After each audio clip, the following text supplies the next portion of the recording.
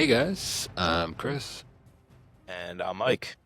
and welcome back to No Limits, the Scot Harvath Podcast. How you doing today, Mike? I'm doing great because we are revisiting one of the greatest thriller novels of all time. There's my hot take. It it's up there. It's a special book. There's a reason why we picked series to be our second season, and it's majorly due to this book rocks. Fortune favors the brave. Yeah, so we're coming to an end in our Scott Harvath season. We've read all the books that have come out to date, waiting on one more. But we wanted to visit Lions of Lucerne, the first book in the series, as well as Path of the Assassin, the second book, because at the time of recording these, we hadn't quite had the scorecard settled. We just kind of released it, going into the second season. We wanted to do it, and we kind of tweaked it 2 episodes in. So we wanted to go back. That way we could, before we do our final episode, giving you a breakdown, all our superlatives. If we're going to do a ranking of everything, at least we want to be able to have everything scored on the same wavelength, even playing field, right? Exactly. You didn't have to twist my arm, to read this book because it's freaking amazing.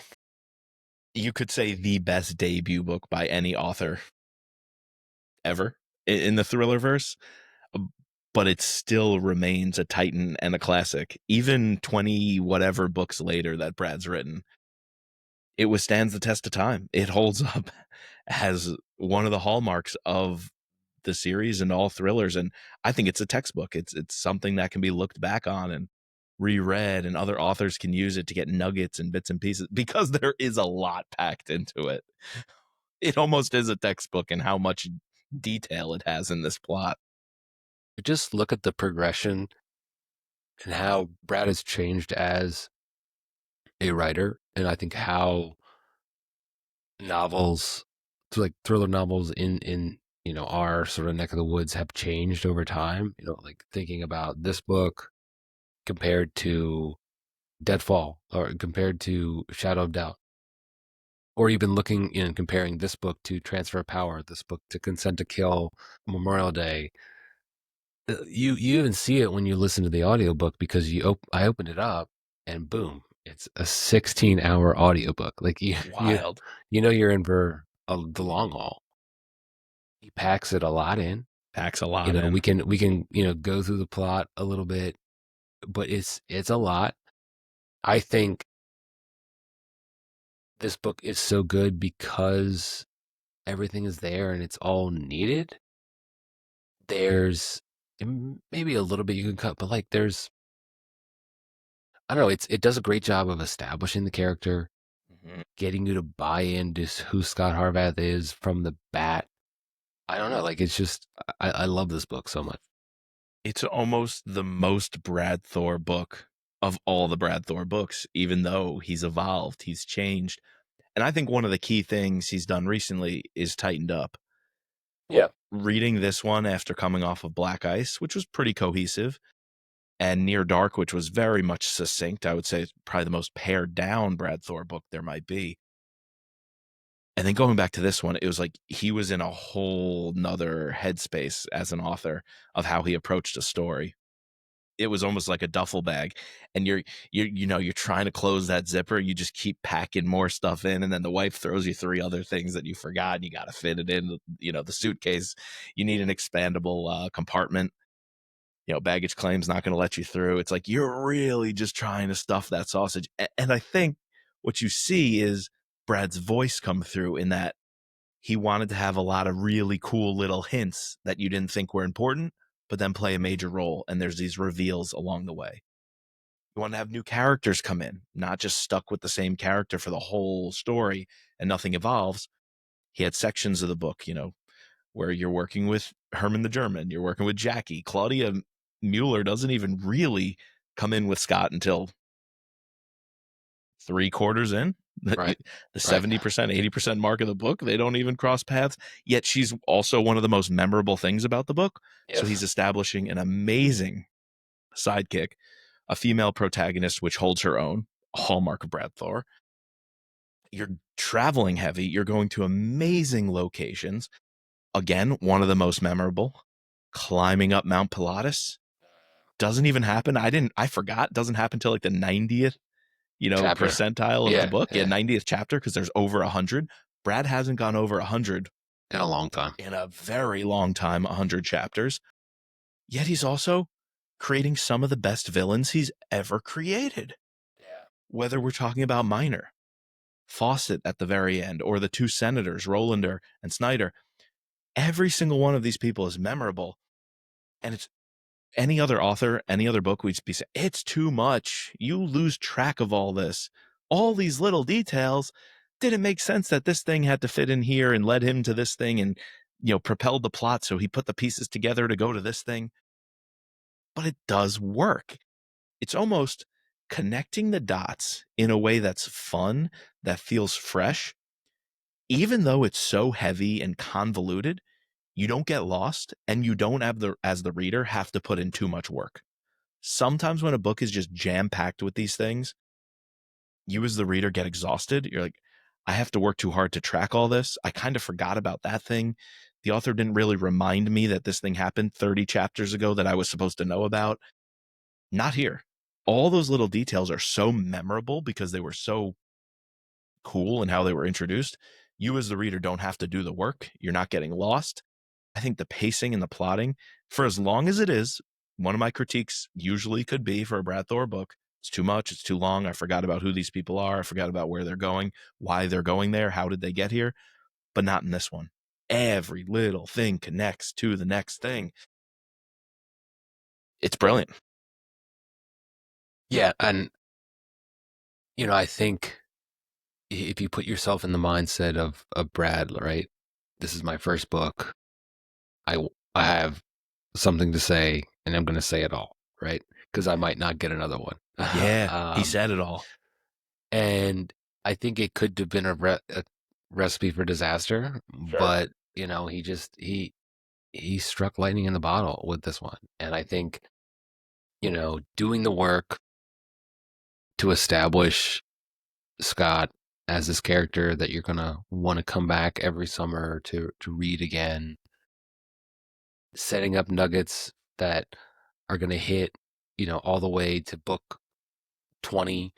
Right. Gary Lawler, Yes. Claudia Mueller, we're gonna revisit her again. Herman the German, Herman the baby. German, we're gonna revisit multiple times. Having the foresight to all right, I'm gonna invest in these characters that I come up with, and come up with this crazy ass plot of the president getting taken by these people that can shoot and ski at the same time. It's I don't know. It's just it's. I have very little words to describe other than it's freaking amazing. Yeah. Now, I didn't go back. Usually I would like to re-listen to our earlier pods when we did Lions of Lucerne the first time. And we are very critical. So no doubt some of the minor critiques that we're going to pull out were probably things we said then. And also you mentioned we're going to want to give this one a scorecard now that we read the whole series that's a little more accurate and representative of what we know about the series as a whole. So we have a scorecard for it, but it's not the 50-point scorecard. It was out of 25. And I think just doubling that to make it match up with our 50-point scorecard wouldn't work. And another thing that happens is I think I see the scorecard a bit differently. We came into the Mitch Rapp pod doing this. We also kind of did it to start Scot Harvath. We're very critical. I felt like I wanted to establish that we were not just going to be cheerleaders, because there's so much online where people say, this is the best book ever. Every book that comes out. It's my favorite book. It's the best one. This is the best author there is. And I think we wanted to show people that we were going to do a deeper dive, a deeper analysis. But sometimes analysis, paralysis by analysis, I think sometimes we wanted to find out we wanted to nitpick too many of the finer points. And so I feel like now we have a fresher perspective to say, hey, that thing which we thought maybe was a problem, knowing how the whole series go, it actually kind of works out. I wish there was more of that in the recent books, because I'll be honest, there were things in Lions of Lucerne that I wish kept up into the last 4 or 5 books. The 2020s books that we've had recently, one of them being the little clues along the way. The chocolate wrapper, the vin de Constance, the knowledge of Claudia Mueller's grandfather about the mountain, the historical nuggets. When Brad Thor gets those historical nuggets right and works them into a book, there's nothing better. And I feel like there were a few in there recently where he got a little away from that. Same thing with all the clues, the references to the chocolate, the references to the wine, the letters, Dear Aunt Jane. I feel like all these little puzzles, we haven't had as many puzzles in some of the recent Brad Thor books. And while I criticized them initially, some of the puzzles were wild goose chases that were utterly ridiculous at times. I kind of like a little of the puzzle in the stories. And I don't know, have you felt like Brad kept up with that? No, I definitely fell off, because I look back and the books that really come to mind are The Last Patriot, or what's the other one with Hammurabi's Code, or not Hammurabi's Code, with Hannibal. This is Is gonna that kill me. Path? Or is that not Path? No, that's not bad. That's like the one at No, because State of the Union comes after that.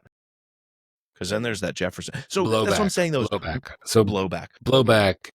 And The Last Patriot. Even like the Athena Project is like kind of like that too. And then I think like after that, when he goes full on like Carlton Group, like hardcore, and more so like this geopolitics, getting away from the Muslim Islamism, critiques, sort of getting away from that. He lost also some of his, these little like nuggets, and I want to call it like a Dan Brownification, Sure. of a book, right? Yeah. Wasn't it refreshing though to go back to Lines It was. and almost get hit over the head with that so much? It like made up for lost time. It's very different, and I think it's cool reading this book after reading, Black Ice, and just seeing how much an author can change while also being the same, like still having the core of Brad there. And I think, one, it helps to listen to Armand Schultz. There you go. Read it to me like that. Yep. So you said perfectly. It's the core of the original. But it changed a lot. It's the same with Armand Schultz. It's Scot Harvath, right? I'm listening to this and I'm like, anytime Armand Schultz does it, he nails the Scot Harvath voice. It's like the Mitch Rapp series. You got to get Mitch Rapp right. It's got to be consistent. Always has to sound the same. And recently that maybe hasn't happened. The thing with Armand Schultz is that's going to happen. But it also sounds different. It's like we have a very mature, older Scott now, and Armand is also younger. older. Yeah. It's 20 years difference, and he sounds younger. He sounds a little raw here, a little, I don't want to say immature, but like the recent Scott matured a lot. And here, his just thought processes and patterns just sound different in how Armand reads them. And I'm sure his voice changed too, right? Over 20 plus years. But it's still Scot Harvath. And same thing, the way Brad Thor's writing evolved. It's so cool to go back and hear an earlier Scot Harvath's voice as well. And I think we're seeing, and this didn't come out to me until rereading it, but I don't want to say like the unsuredness, but the Scott doesn't have all of the life experiences, and he doesn't have all the cachet that he's built up over time yet. Going through the ringer. Yeah. Okay. Of course, he's, he killed it in the SEALs. He's killing it in the Secret Service. But if you think about it, right, he is persona non grata in this book. He messed up and got the president captured. So it makes sense that he's going to, one, go off the deep end, to, but I feel like in any other book, if he was to go down this rampage of trying to solve this mystery, he wouldn't have faced so many hurdles from people in leadership. He's too big. Because he's outsized now. Yeah. Because people default to him, but here, like, they're not quite at that stage, and it makes sense. It's cool that all of his relationships are based on some personal shared history, And not just like Scot Harvath, the legend, Scot Harvath, who has the president allowing him to do whatever he wants. Scot Harvath, who has Nicholas the Troll, who can find any digital anything in support logistics he ever needs. Reed Carlton, the spy master, who will back him up and give him, move mountains and move heaven and earth for him and use the whole, resources at his disposal. This is Scot Harvath, who has to go find Jackie, an old ski friend from college, and rely on her to bandage him up. He can't just call on the cavalry. That's really cool. And then how deep he cares for Sam Harper, the man who recruited him. The reason he got out of the SEALs, went to the Secret Service, who found him a new career, a new path forward. And how deeply he's connected with all these people, as opposed to him just being too big for his britches, the Scot Harvath, world famous, counterterrorism guy. We're really seeing a raw, younger, less experienced Scott, who's still just as good. He's got the goods, got the skills. You even see his mind working the same way. He's always been able to outthink the enemy and outplan and out-tactic the enemy, even in the heat of battle. And he's doing that here. He's really using his mind, even just like the chocolate wrapper thing. Like, he's thinking 12 steps ahead, and he can visualize the battlefield so well. So he's the same guy, but just without all the supports around him and without the life experience. Yeah. The experience that we're going to now read through the next 25 so books. Right. I mean, in the desert with Abu Nidal and the helicopters, and then Nicholas and the boats in Brazil, and then stopping nukes in the cemetery, and then having that Russian lady as a contact, and then killing the Russian president's son. Like, all the things he hasn't been through yet. Right. Crazy.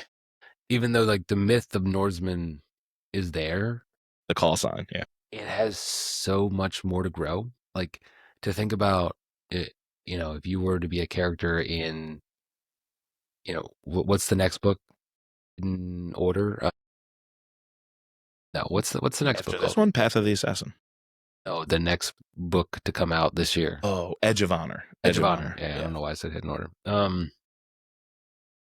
If you're a character and you say the name Norseman or Scot Harvath, that's like, oh, wow, that guy, like you.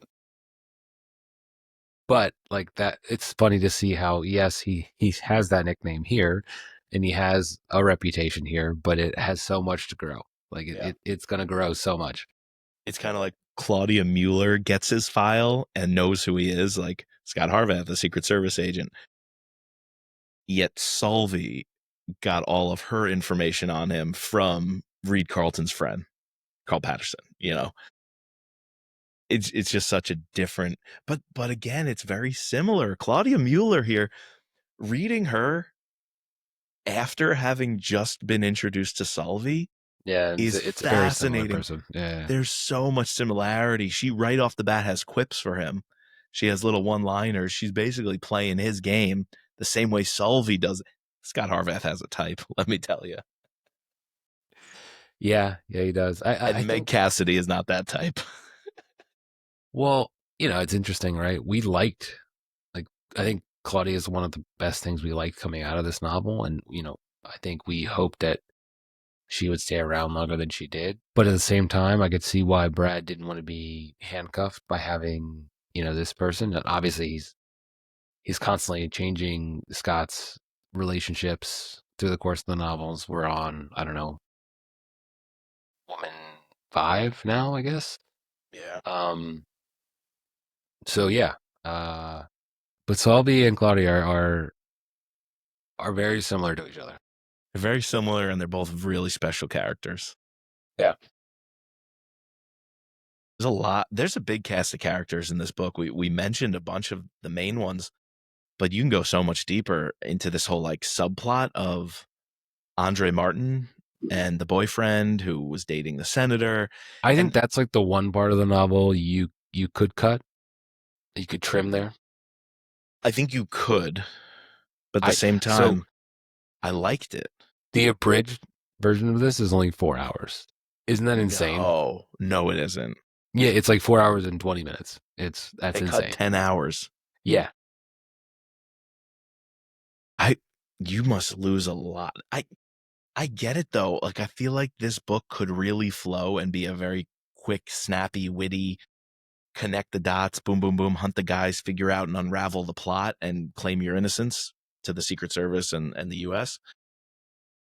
But you lose so much of the voice Brad's trying to establish. But 14 hours is a haul to go through all of these subplots, 15 hours even. Yeah, see, I like the Andre Martin thing. It connected you to the senator. One more of those puzzles is like the rope that he cut himself free from was underneath the washing machine. So like there's evidence under there when he kicked it. Like those little things are fun. And then he ultimately collides with Scott because of their mutual friend, that other woman. Another one of Scott's, friends that helps him put the dots together, connect them in the right places. And it made the villains better, I think, having this hidden life, this secret life. And again, it's probably very Washington that, oh, you're dating a senator and then you're gunned down in a drive-by shooting on the streets of DC. That's interesting. Like that's real stuff. That intern who was shot in the head on the bicycle, or whatever. I feel like it was a good part of the story, but you're right. It could get cut. The one definite thing that for me is a ding is the memory loss. Okay. Why did that hang you up? Why? What role did it play? He was supposed to have the short-term memory loss, but then he recalls all the events and he has to tell Shaw everything that happened on the mountain and that he uncovered after he was even shot at, I think in DC, that whole shootout scene with the truck and there's a sniper in the back of the truck. And then he has to recount everything for Gary Lawler, recount everything for Claudia. He has some pretty good short-term memory, yet we randomly have a few scenes where we're told things are fuzzy. That didn't compute. I think it's just meant to be like, to show how much of a beating he's taken. Like. I think there's other ways to do it that don't require retconning. Why does he have such great memory if he had all these concussions and we're hearing that his memory is fuzzy? Yeah, true. That's interesting. That didn't really hang up for me, but. Okay. All right. I don't know, but like I'm trying to now think of places where I would cut things. It's so hard because I have a list of just like random notes I jotted down, things that are not even all that consequential in the end, yet I liked every one of them. The Mormon couple, the moving truck or the furniture collection. He smelled the smoke in there. The reporter at the ski lodge. The Situation Room meeting with Dafina, the chief of staff for Marshfield, who's Stargazer, like another one of these little nuggets was we don't know who Stargazer was, but then eventually there's a phone call figure out who it where is, they mention the vice president. It's so much fun. Like I don't want any of that to get cut. And then he punches Dafina in that meeting with Colonel Venrick, the director, and then the director of the Secret Service backs him up for a while. Gary Lawler's in the meeting, like, got to have the quintessential Situation Room, scene. And Scott even punches the chief of staff there. What do you want to cut? Like, it's too good, but it also is too much at the same time. It's too much of a good thing. Maybe Shaw, him recounting to Shaw but Shaw has to be the guy on the inside. You needed to have somebody on the inside. He's the leak. Someone inside the Secret Service who leaked the radio frequencies so you could jam them. Scott getting knocked out at his apartment. They rummaged through his apartment. They're going to try to pin this on him. Shaw makes him look crazy. Oh, yeah, I completely forgot about that. Union Station, the drop box, because Andre Martin kept a locker box of all the evidence he had against the senator. Shootout with the thumping speakers in the car. There's two halves of this book, right? There's three halves, or there's three sections. There's Utah, DC, and then Switzerland. Yeah. Like those are the acts 1, 2, and 3. Now, each of them are needed. Act 2, though, is probably the one where it can get long in the tooth. Yeah, I would probably say that. You're right. going to get the letters in the box, the shootout in DC, going to Shaw, having to recount it, having the Secret Service and basically everybody turn on you, Gary Lawler turn on you. Okay, I think we can all agree Act 1 is the best. Oh, I 100% agree. And I forgot, I thought we opened up on the slopes. We open up at Fawcett's house. The coolest scenes in that secret room. Secret room. With Louis the 15th's desk or something like that. Yeah. Yep. That's a cool way to open the book. The cabal of villains is very well established immediately. And I think before Utah, we also see Minor. We do. I think that's chapter 2. We cut to Minor and Claudia Mueller's on his tail. To track him down, yeah. It's funny. I think after that, they establish that there's this Minor and Claudia wants to talk to him about an investigation of a missing arsenal. Missing glare guns. Yeah, the glare guns and other equipment. And Minor's playing this, cocksure kind of too good for you. I'm gonna sleep with you. I'm gonna get her. But then we don't cut to them for ages. Once it becomes the Scot Harvath story, we stick with him. Yeah. Basically to Switzerland. Pretty much. You kind of forget about Claudia, but then she comes back so strong. And Minor came on so strong. And there were a few phone calls. Maybe that's what happens in the middle to kind of tighten it up and bring it together, is Minor has to check in with the senators, and there's a few phone calls between the senators with when things are going wrong, and Shaw calls one of the senators. And I think there's enough of that bouncing back and forth, but it definitely skews towards staying with Scott from the 20% mark of the book to like the 80% mark of the book is we're just with him on this journey of getting out of the shit, and it's phenomenally done. Where some books will jump cut way too much. Yeah, and we're with him, and we're riding with him to figure it out, just like he is. Exactly. Yep. I like when the audience isn't necessarily ahead or behind the protagonist. Like, we didn't know who's pulling the strings. We didn't know the president was actually in Switzerland. We didn't know the Middle East thing was a setup. Scott thought all those things, but we didn't exactly know it. And sometimes you could see the villains doing what they're doing and basically giving it away. And you know everything, every move the villains are making, every little detail about their plot. We knew they got the president off the slopes. We knew there was some weird stuff about planting the gun, which made it look like, the PLO or whatever terrorist group they were trying to pawn it off on. But we didn't exactly understand why.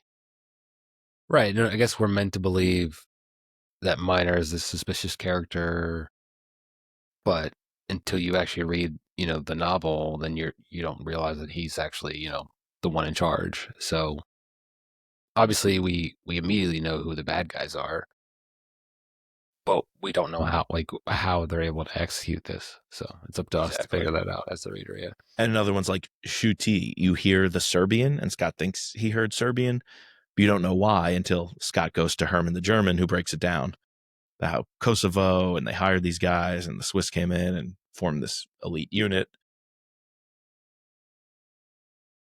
There's a lot in here, man. Whoa. All right, let's jump to the scorecard. Let's do it. Yeah. Action. Just tell me, what is your favorite action scene if you had to pick one? The slopes, man. Slopes at the beginning? It's gotta be. What do you say? I think it's climbing the mountain at the end, and that's fun too. The church. Yeah, it's fun. I would say that one is more quintessential Brad Thor for sure. Or the bridge. The Koppelbrücke. Yeah, the Koppelbrücke. Oh, wow. That's a good scene. That's a great scene.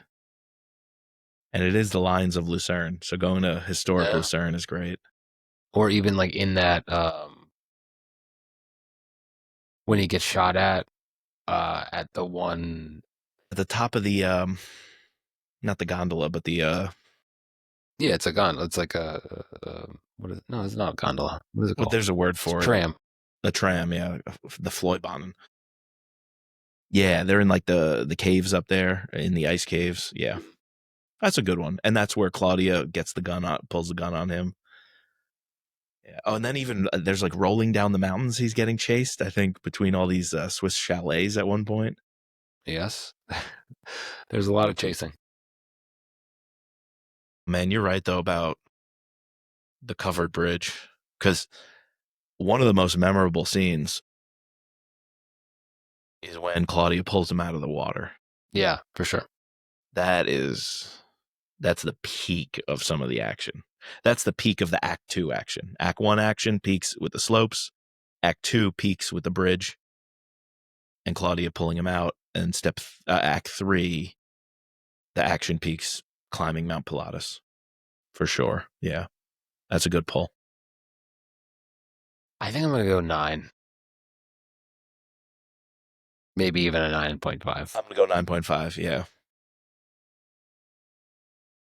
Plot. Tell me about it. Are you going to ding it because it's too jam-packed, or does it check out for you? I think I'm going to take a little bit off here because of that. I think Okay.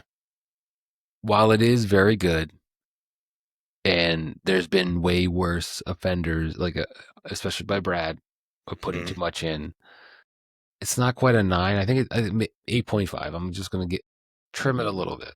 Okay. Yeah, I hear you. I think that's a valid ding. I think I'm going to come in somewhere in there, but with the 9, and I'm just going to be a little higher because really the only thing that bothered me, and this actually brings us to buy-in as well, is what leads Scot to Switzerland.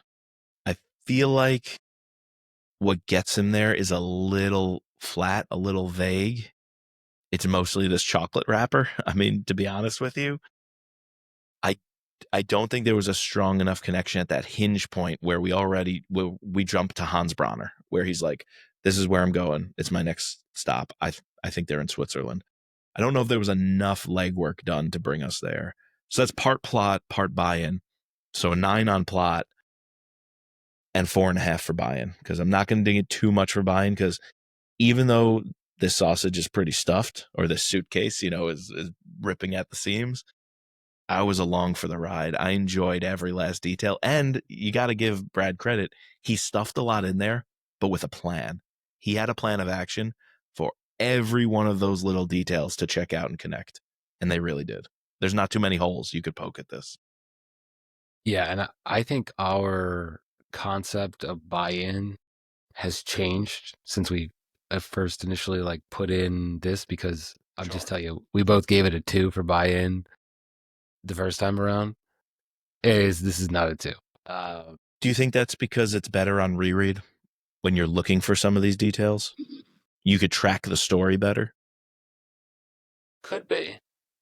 That's an interesting point. 2 is still too low. I think to me, buy-in has was I engaged in the story? Agreed. Was I the believability of it? Everything here is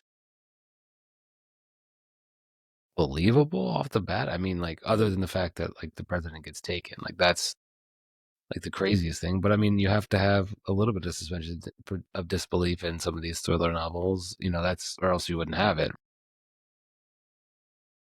Me, I'm a 4.5. I think it's, I was hook, line, and sinker. Yeah, sign me up for this. I think it's great. So yeah, I think also the believability. I wouldn't say it bothered me that the president gets taken and the whole plot actually happens, because Brad did the work to plan out this is a pretty mission. Evil cabal. Yeah, exactly. And a guy like Miner is going to be the pompous jackass who's going to cross all his T's, dot all his I's, have the resources to pull this off. He's the leader of this group of the Lions, who everyone's scared shitless of because they're great operators. He's in Swiss intelligence. He has access to the highest level things. He was actually overseeing, he was kind of red selling the idea of how do we protect our arsenal. And he was given the keys to the kingdom, essentially, to say, find all, the ways in and safeguard against them. A man on the inside is the guy who's going to be able to do the job.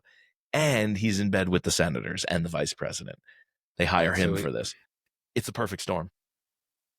Yeah, it's the perfect execution. Without laying some of that work out, yeah, I would not believe it. But but Brad puts in the work to have all, essentially cross his I's and dot his I's and cross his T's. Yeah. So yeah, it's a 4.5 for me. And the believability of the Washington cabal and the elites and these corrupt senators and how they talk and what deals they make and how they pressure each other and pressure the vice president. I believe it all. Absolutely. And also the buy-in that he gets to have me care about this character pretty quickly, like to 100%. be invested and be like, all right, yeah, shit, sign me up. I'll read one of these every year. Like this is awesome. If you approach buy-in from, does this book do enough to make you a Scot Harvath fan for life? Absolutely. If you're 5 not, out of 5. If I can understand maybe if it was Path, like if that was the first book and you wouldn't be one, but if you're not a Scot Harvath fan after reading this book, like I don't know, you stop reading these. This genre is not for you. That's why I said it in the Backlash episode. There's 2 places to start in the Scot Harvath universe: Backlash or Lions of Lucerne. Yes, Brad wants all of his books to be accessible to new readers, old readers, but do yourself a favor. And if you're going to recommend the series to somebody and they like that like gripping, thrilling, modern day action, give them Backlash. If they like a little bit of a slow burn, but also want a killer story that has action, give them Lions of Lucerne. 2 perfect entry points. Villains, Mike. We were just singing their praises. We were just saying they're pretty good. I think I would have dinged it a little bit initially, but one reason I'm going to go a step higher, I'm giving this book a lot of credit, is if you look at the whole series, I think villains are usually not one of Brad's strengths. He's good at it, but compared to other authors, the heavyweights in thrillers, it's the one area I think Brad kind of gets upended by a couple others. But here, they're some of the best in the series. Rolander, Snyder, basically Minor, most importantly, I think are really, really well crafted. So I'm going to go 4. Yeah, I'm right there with you. I think I was a little bit low on them the first time around, but I think that's because we were just starting out, and now like having the hindsight of having read all the books, these are some of the best villains that Brad has ever put on the page. So agreed. Maybe not the best, but one of the best. So. Yeah, up there for sure. Same with Good Guys. It's weird because now that we know a hallmark of the series is Scott's team-ups, it's so weird to go back to a book where he's solo. Basically, up until he has Claudia, he's just relying on personal favors and making phone calls, and all on his own, he's got to figure this out. Where every other book, literally, I think starting with the next one, he finds a group of people and they operate together. Or long term, he builds a team and that team works for the Carlton group and they're tight as can be. This is not that at all. So it's weird to see a hallmark of the Brad Thor series not present in this book, yet it's still one of the best Brad Thor books. I think that's really interesting. But there's a lot of like all the Secret Service agents that he talks to. Great. The Gary Lawlers, the medical staff or the people that he's used to be friends with on the ski team who are in Park City. Herman the German, Claudia. Like, I think you can see where Brad wants to take like his ancillary characters going forward, and he hasn't like truly found like, unlike Mitch, where we almost have the core group pretty early on, and they stay with Mitch, the entire way through. Yep. Brad has kind of like fluctuated with like who stays, and then I guess here recently we've gotten to the same core group of people at the Carlton group that are with him. Here it's just interesting to see some of these characters that are going to pop in and out of the series going forward. Kind of testing him here, but I think like everyone we get is good and well executed. So I don't know. I think it's another 4 for me. I agree. Good Guys, a category we did not have in the very beginning. Actually, I'm going to go up to a 5. Oh, okay. You're going 5. Right. I'm going to go up to 5 because this bleeds into my free space. We've already said the slopes. incredible scene. All of the Secret Service context. I mean, what's her name? Kate Palmer? Kate Palmer's there. Longo is the one on the radios. Oh, Skip Treywick comes in. I think I'm going to go 5, but a key reason I'm giving it that bump. Gary Lawler. That scene in the barn. One of the all-time conversations of the series.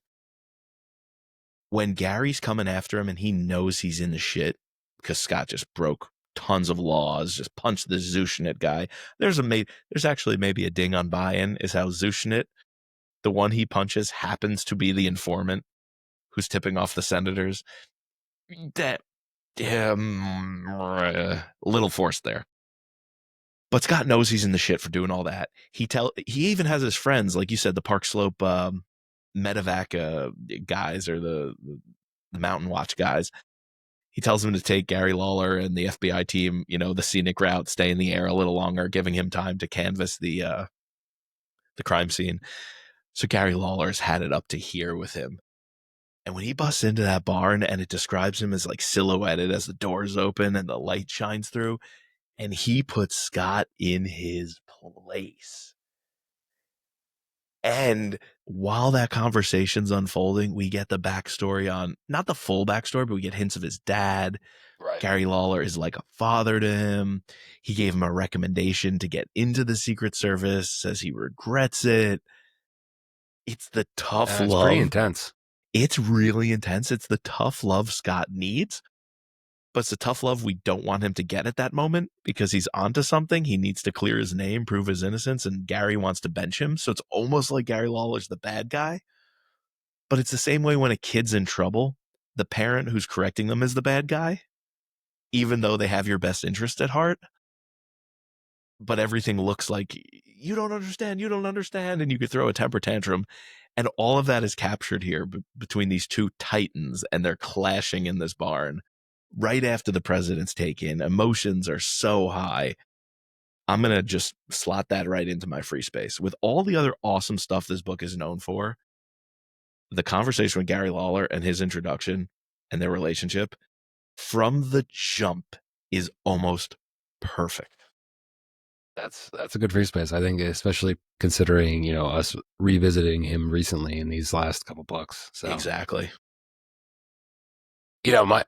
My free space the first time around was the geography. It's so much so that is what prompted us to create a setting section of the category. For the scorecard, yeah. For the scorecard. And I think, so I'll do something a little bit different. I think it's kind of tangential to what we said before, but just the work that I think Brad does to establish Scott as this competent, funny at times, the humor is great in this novel. It sets the tone for what we're going to see this character become and like who he is going forward. That, my free space is Scot Harvath. I think like the OG, the pen to page Scot Harvath in this book is amazing. And the juxtaposition to who he is in this book versus who he is now and the path we got to take there is, crazy. It's like one of the pleasures of doing this series with you. It's pretty nice. Dude, I agree. Sometimes I feel like approaching a series that this long, getting 24, 25 books with the same character, it could be daunting. It really could be. But when you can bottle up that secret sauce and you find that, you find that magic, that lightning, and you can capture it and boom, right out the gates, hit them with something like this, the way Scot Harvath is introduced, you're in for something special. It's just an introduction to a character who makes me really comfortable for 20 plus years wanting books to come out. Like that's crazy to say. Right. I think Mitch Rapp and Scot Harvath, to me, are the only two that I would put in that category. Now I think Jack Carr is approaching that. I think he's I'm making wanting a name to for get himself. a James Reese novel. So yeah, I think he's making a name for himself, and I think the Gray Man. I think Mark Rainey too. The people, I haven't read the whole series, but the people who have, I think, feel that way about that character. But for me, it's Mitch and Scott, baby. All right. You want to do cover or setting? Or we'll finish with cover. Let's do setting. Yeah, we were talking about setting. I think it's a 5. Yeah, I think it's a 5. It's one of his best traveling heavies description of places. Yeah. No notes. Well, what was your favorite? Was it Park Slope or Park City? See, Park Slope's in Brooklyn. I think I said Park Slope before. Park City, DC, Lucerne. Let's just say Switzerland. I think it's Switzerland. I think like that's probably the best part of it is going to Europe. Yeah. I'll say Park City I think they're equal. It's very good too. I think DC is probably the weakest thing, but it's also like kind of murky. I think like, but if you think about DC during this time, that was kind of like that. So, it's this dark, shadowy city. Gangbanger shootouts. Yeah, exactly. Yeah. So, yeah. Again, no notes. It was good, but that's maybe where you could tighten it up, like you said earlier. Tighten it up 10 hours, though. Cut 10 hours out of the audiobook. I know, that's insane. That's insane. We'll see. All right, you got these covers pulled up? Yeah. I think we liked them the first time around, and I still do. I did too. I think A, B, and C, depicting the actual lions, and B is the actual carving, the sculpture, yeah, with the flag, draped over. It's great. Now cover D is the new release with the symbol. Obviously, the symbol's a lion. All right, check 1. Yep, works. But what's great about this cover D? Is the bridge. Of course. That's awesome. That's freaking awesome. It's great. I agree. Cover D absolutely pulled it off with this one. The one thing I'll say is, as much as I like the title Lions of Lucerne and the lion as a symbol, does anybody actually go there? Like, I know it's mentioned. There's this memorial and, Miner named the team Lions after it. But does he or Scott or anybody, Claudia, ever actually go to the location? I know it's brought up. I don't think they actually go to the location. It's just mentioned. Yeah, it's just mentioned because it's in Lucerne. They're in Lucerne, but they never happen by it, which I think is a miss. But I don't know how you'd work it in randomly. Let's go to this war memorial over here. So yeah, it's omnipresent. I'll put it that way.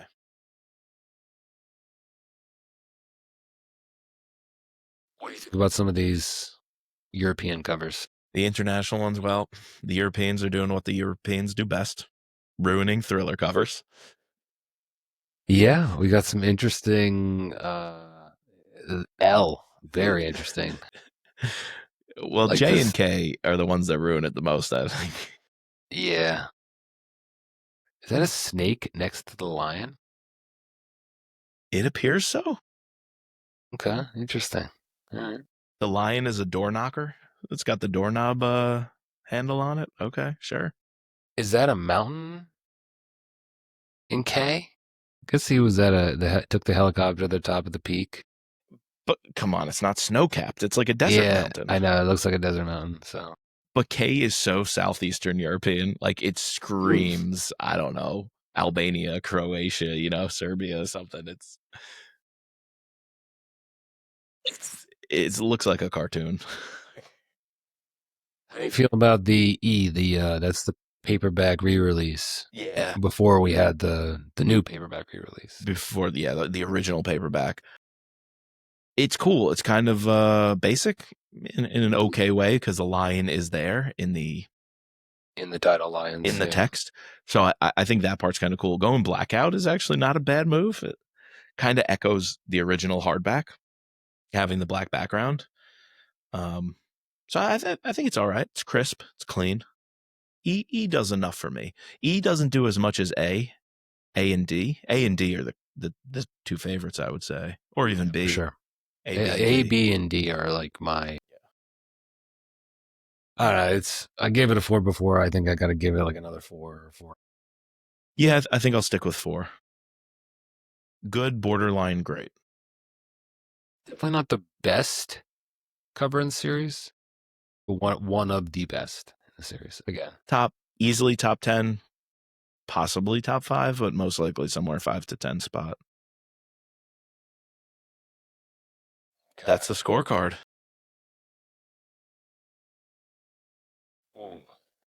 44.5 for me.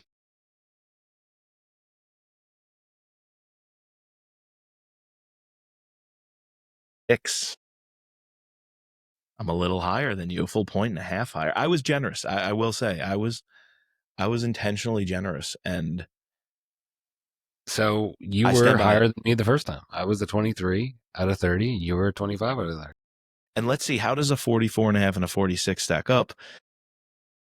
46 definitely puts it up there with the best. We haven't had many books crack the 45. 44.5 is kind of in there with your Blacklists, your Apostle, Use of Force, Code of Conduct. So we reserve the right to rank the books higher or lower than what the scorecard for sure calculated. And we're going to be doing that with you in just a few pods. Path of the Assassin coming next. We will revisit book number 2 of the Scot Harvath series, and might not get as in-depth an analysis as you got here because the book is maybe less deserving of the deep dive than this one was. But hopefully we'll see some things we enjoyed about it more than we did the first time. Mm-hmm. We'll give you a scorecard. So after that, we'll have scorecarded every book in the series. And another thing I'm happy to revisit it for. Well, first we said second books are hard. Doing No Limits podcast, reading hundreds of books, we've seen second books are often very hard. But another reason I'm excited to see it is Lions of Lucerne didn't necessarily do all the things that we know the series will grow into. Like you said, the team up, or we traveled heavy, but we didn't travel as heavy as we know Scott will eventually travel. Sure. So I feel like we could see if Path of the Assassin is kind of moving the needle a little bit more towards what Brad is going to eventually do. For some reason, I thought we traveled way more heavy in this book than we actually do. I mean, it's a lot, but it's maybe because it's like precision traveling. Like we just group a lot of Switzerland little places. Together. Yeah, right. exactly. But it's you a can't lot of group little it places because they go to Bern, they go to Lucerne, they go to Interlaken. Like there's scenes all over Switzerland, kind of like in Black Ice, all over Norway, but you get a good landscape for it. Traveling mid. Traveling mid. Traveling welterweight. There you go. Yeah, so Path of the Assassin, I'm excited to see if we move more towards what we know Brad will do in this stage 1 Brad. And I think a little bit more of that kind of history, puzzles, that kind of stuff tying into the plot that drives Scott. Is he part of the OIAA next book? Does Gary Lawler start that this soon? No, I think that he's still part of the Secret Service in the next book, and then we're going to slowly see him leave the Secret Service. Yeah. So when Rutledge basically says to him, I know you're Secret Service, but I need somebody who can do international counterterrorism missions on the side. Dope. You can see the groundwork that Brad is building. So. You know what? I'm also going to justify my 5 for good guys. The President's Daughter, Goldilocks. That was a fun opening scene on the slopes with their banter. And then him, oh my God. Free Space could have been digging out of the avalanche. Oh, that's a really cool scene when he saves her from the avalanche. Yeah. All right, there's probably a million things like that we just kind of overlooked because this book is 15 hours long, but they'll keep coming back to us. Yeah, exactly. All right, it's been fun. All right. Well, we need to thank our patrons, including our Deputy Director, Sherry F., our Special Operator, Jason C., our Special Agents, Ben, Daryl, Kevin, George, Matt, Dawn, Peggy, Mark, and Chris. Please subscribe, rate, and review to all 3 seasons of No Limits. Find us at thrillerpod.com or on Twitter and Instagram at thrillerpodcast. And as always, just let Brad be Brad.